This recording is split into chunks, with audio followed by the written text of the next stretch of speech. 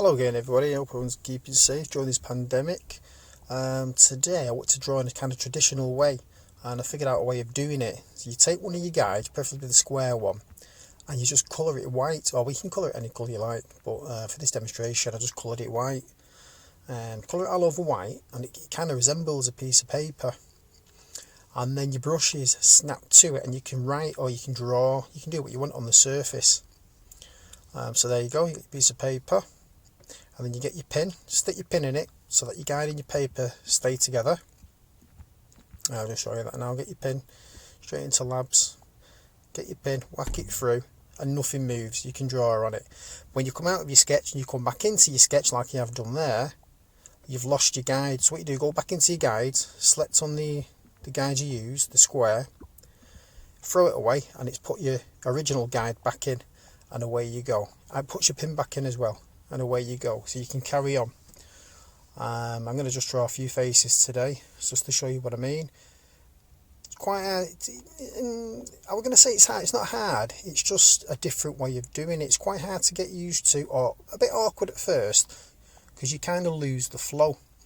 Because what you're presented with, which you can't see on the screen, is when you're moving close, it kind of disappears, and then you get the squares underneath, which is fine because you can draw on the squares, just like drawing on white squares.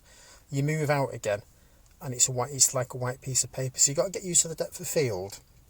And the brushes there, I'm just using the pinch taper and the flat marker for this demonstration. I'll shade them in all sorts of colours.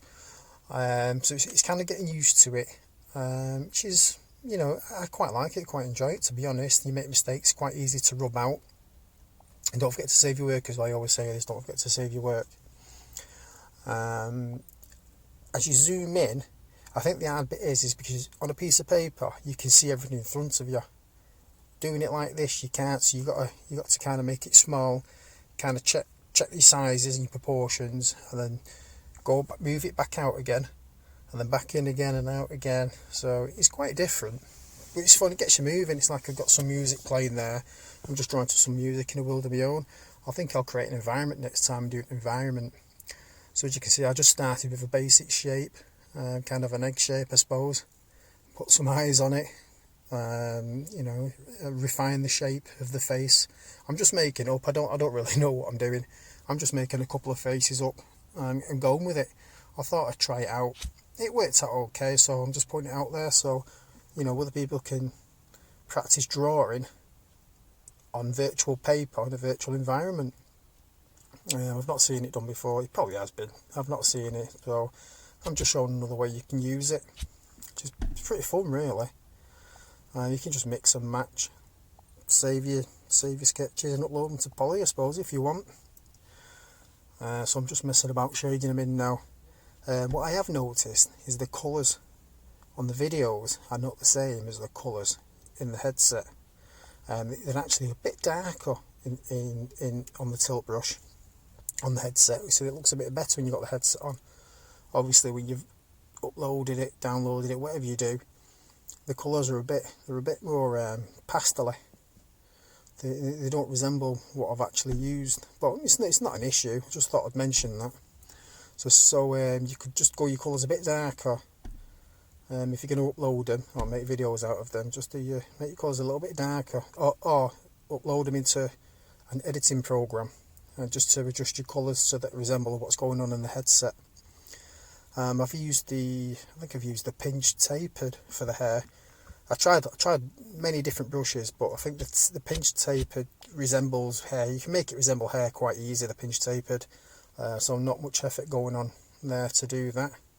I did try the other brushes, but I thought the pinch tapered one kind of done it, killed it for me, so I kept using that one. And now I'll just do a different shape. Same again, whip in there the circle, a head shape, if you like.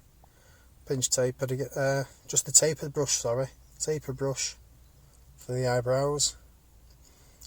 What else I've noticed as well is, I didn't notice it before, but to get different brush sizes, I was zooming in and coming back out again. So if I wanted it thinner, I'd zoom in and make the brush smaller, and I didn't really have to do that because I realised what you can do is you can just lightly hold the trigger and you get a thin line, and then if you squeeze the trigger fully in, you get a thicker line. So it kind of resembles the pressure on a pen or pencil. And the harder you press it down, the thicker the line, the softer, the thinner or the softer the line. So I didn't actually know you could do that with Tiltbrush, so I've discovered that. I've discovered that you're able to do that. I'm just whipping in there again with the pinch tapered brush for the hair. It's kind of one brush all that. It's kind of good brush that. I mixed in with so there you go, I've already shaded him. I had to do a bit of editing on this video to fit it all in, because I can only do, I think it's 15-minute videos, so I've got to do a lot of editing. So I'm sorry if it jumps from one to the other, whereby you see a line drawing and then you see a completed drawing or coloured in drawings, because I've had to edit loads and loads out. So I made loads of mistakes, by the way, but I've not shown you them. I've just rubbed them out or edited them out. But it's like anything, you just get stuck in and see what you can do. There's a different type now. I'm not a caricature artist, by the way. I was just doing this. I'm just imagining these and just doing them out of my imagination, just drawing as I go along. I've not got anything planned in my head. So whatever comes out, I'll just draw a shape on a piece of paper and I'll try and make a face out of it. So I have as much idea as you have how they're going to turn out. I'll just colour that in. There you go. You have different colours in there, bit of kind of light pink there, bit of a fleshy colour, and I'll just whip them on there. Just make it a bit 3D-ish, give it a bit of colour. But if there's any good caricaturist artists out there, it's well worth having a go in here. You could make some pretty good stuff in here. And then mixing it with it, I think that's the sparkly brush. That I thought I'd give him an earring, put some diamonds in his earring, and there you can see it glows out like that. Give him a tie. I think that's the matte hull brush. So you can mix some of the 3D-ish brushes. And there you go. Hope you enjoyed that. Thanks for watching. Please like and subscribe. Don't forget to put your comments in the box, and bye for now.